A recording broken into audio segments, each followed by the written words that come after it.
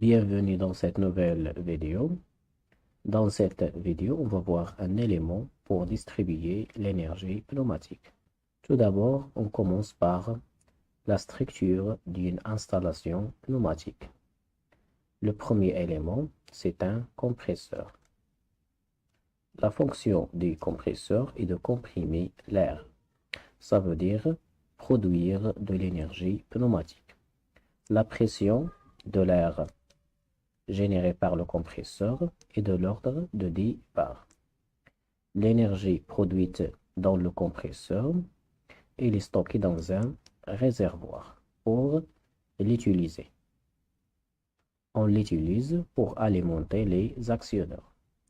Mais avant d'alimenter les actionneurs, l'énergie pneumatique passe par un groupe de conditionnement.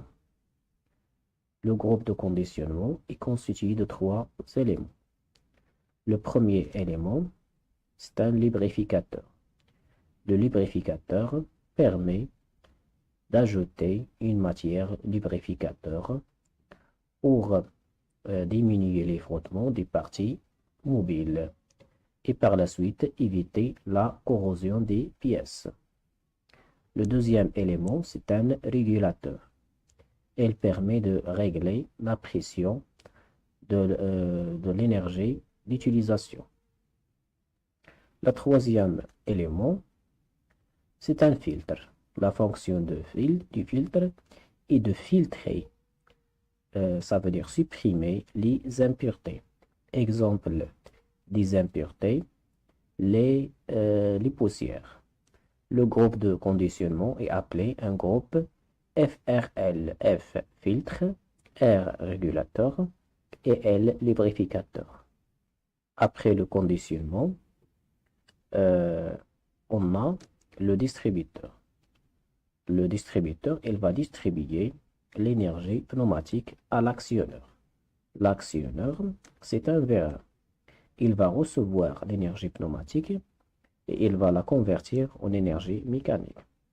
Cette énergie mécanique, elle se manifeste sur le piston des verres par un mouvement de rentrée et de sortie. Dans cette vidéo, on va voir en détail le préactionneur pour l'énergie pneumatique appelé distributeur. Les constituants d'un distributeur. Voilà un distributeur réel. Pour voir les constituants du distributeur, on va faire un dessin d'ensemble. Il est constitué d'un assemblage de plusieurs pièces qui représentent le corps du distributeur. À l'intérieur du distributeur, on a un trou cylindrique. On va insérer sur ce trou un tiroir. Le tiroir se déplace à droite et à gauche. Après, on ferme le corps du distributeur. Le distributeur contient des orifices. Ce sont des trous qui permettent de faire passer l'air de l'extérieur à l'intérieur et de l'intérieur à l'extérieur. Ici, on a 3 orifices. Pour faire déplacer le tiroir à droite et à gauche, on va faire une commande de gauche et de droite. La commande à gauche permet de déplacer le tiroir à droite et une commande à droite permet de déplacer le tiroir à gauche. Fonctionnement du distributeur. On prend le distributeur qu'on a déjà expliqué. Il a 2 cas de fonctionnement. Le premier cas de fonctionnement, il va recevoir une commande à gauche. Donc le tiroir du distributeur va se déplacer à droite. Il est déjà en position droite. Donc l'orifice 3 il est bloqué et l'air passe de l'orifice 1 à l'orifice 2. Ça veut dire du compresseur à l'actionneur. Cette voie, on l'appelle une voie de pression. Ça veut dire le passage de l'air du compresseur à l'actionneur. Le deuxième cas de fonctionnement, il reçoit la commande à droite. Donc, qu'est-ce que va se passer? Le tiroir va se déplacer à gauche. Donc, l'orifice 1, il est bloqué. La nouvelle voie de l'air, c'est de l'orifice 2 à l'orifice 3. Ça veut dire le retour de l'air au compresseur. Cette voie, on l'appelle une voie d'échappement. Le retour de l'air vers le réservoir. Le schéma pour représenter un distributeur. On va représenter un distributeur par un rectangle. Le tiroir à l'intérieur du distributeur a deux positions, position droite et position gauche. Donc, je divise le rectangle en deux.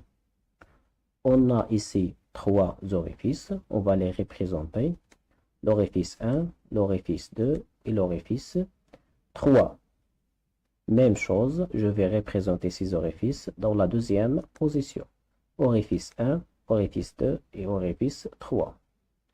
Si on a la commande à gauche, donc voilà, on représente la commande par un petit rectangle. Ici, on a l'orifice 3 bloqué, donc je vais la bloquer, je vais la fermer. Et l'air passe de 1 à 2. Je vais représenter cette voie par une flèche de 1 vers le 2. Si on a la commande à droite, donc le tiroir va se déplacer à gauche. Je vais supprimer cette voie parce qu'il est bloqué. L'orifice numéro 1, il est bloqué. Et la nouvelle voie, c'est de 2 à 3. Je vais les représenter par une flèche de haut en bas. Voilà la représentation d'un distributeur. Le type des distributeurs. On représente les types des distributeurs par une fraction. Au numérateur, on va mettre le nombre d'orifices qui existent sur le distributeur. Et au dénominateur, on va mettre le nombre de positions du tiroir qui existe à l'intérieur du distributeur. On va prendre un exemple. Voilà un exemple.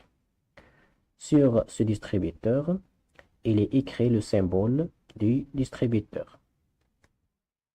Donc voilà le symbole de ce distributeur. On va le mettre ici. Donc le type de distributeur, combien on a d'orifices sur chaque position, 1, 2, 3. Donc on a 3 orifices. Et combien on a de positions? 2. Conclusion, le type de distributeur, c'est un distributeur 3,5. Deuxième exemple, on va prendre ce distributeur. Ce type de distributeur, on va compter le nombre d'orifices. Sur chaque position, on a 4 orifices pour chaque position. Et combien on a de positions? 2. Conclusion, le type de distributeur, c'est un distributeur 4,5. Troisième exemple, sur ce distributeur, il est écrit le symbole du distributeur.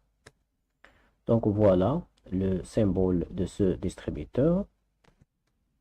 Je vais le mettre ici. Donc le type de distributeur, je vais compter le nombre d'orifices. On a 5 orifices. Et le nombre de positions, 2. Donc conclusion, le type de ce distributeur, c'est un distributeur 5,5. La commande du distributeur. Pour changer de position, on a besoin d'une commande, soit de gauche, soit de droite, pour le distributeur. Le premier type de commande, on va mettre sur la face de commande le symbole d'un bouton poussoir. Donc voilà comment il est réellement. La commande se fait par la main, donc on dit c'est la commande manuelle. Deuxième type de commande, un ressort.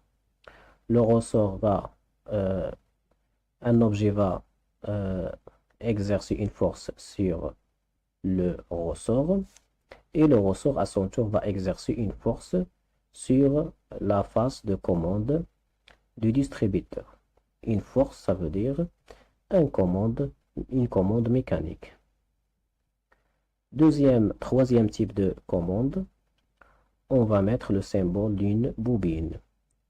La bobine va recevoir un courant électrique et il va générer une force.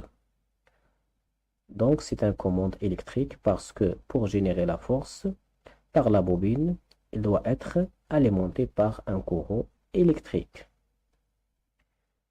Quatrième type de commande, le symbole de l'énergie pneumatique. Donc, la force de l'air, la pression de l'air va exercer une force de commande sur le distributeur.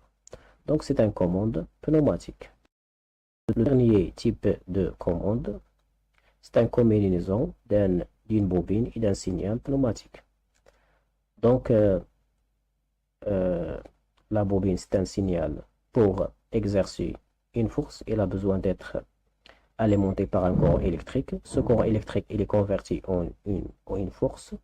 Et la force, elle est convertie en signal pneumatique. Donc, c'est une commande électro-pneumatique.